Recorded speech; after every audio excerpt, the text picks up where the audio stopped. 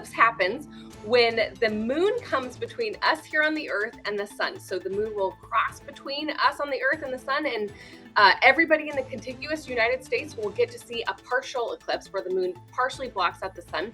Some people who are in the path of totality will get to see a total solar eclipse, and that's where the moon totally blocks out the main body of the sun. Those people will get to see the corona, or the atmosphere of the sun, peeking out from around the moon.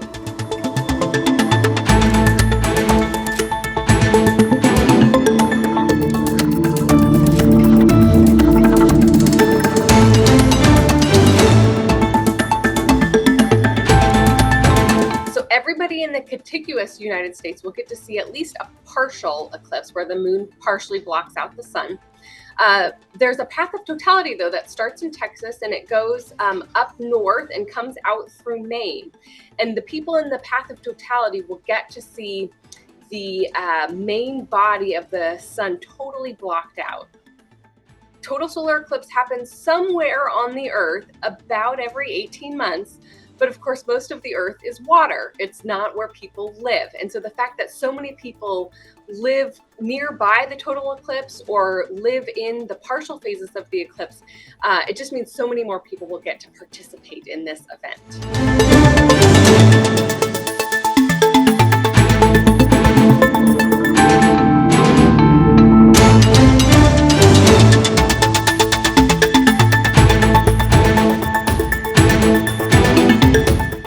Is going to be a little bit different from the 2017 eclipse in a couple of different ways.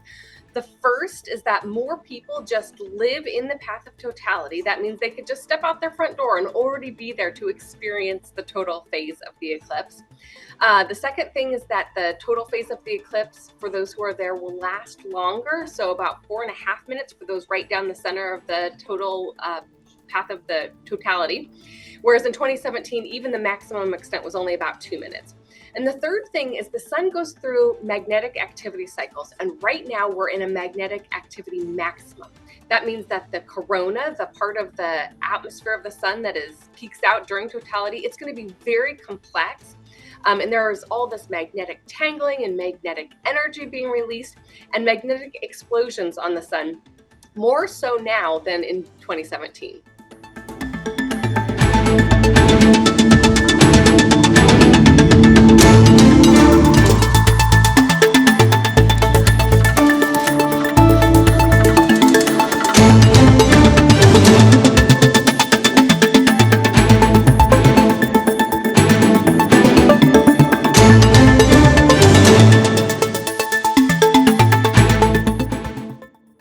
Several great ways that you can experience the eclipse. The first is if you have special solar eclipse viewers. These have special filters across the front that make it safe to view the sun. And so you can look directly at the sun through these and see the partial phases of the eclipse.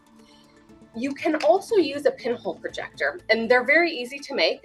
This is an example from the Punch mission, the NASA Punch mission. It's just a piece of cardboard with holes punched out of them. You stand with the sun at your back, you let the sunlight come through the holes, and an image of the partial eclipse will be projected down on the ground in front of you. So you'll see those crescent shapes, the shapes of the moon taking a bite out of the sun, down on the ground in front of you. And it's just a really cool thing. Even in the partial eclipse, you'll still get to feel it get colder, and it will look darker. You should never look directly at the sun because you can have eye damage if you stare at the sun. So always, safety first, always use those protective eyeglasses or use a pinhole projector to indirectly view the eclipse.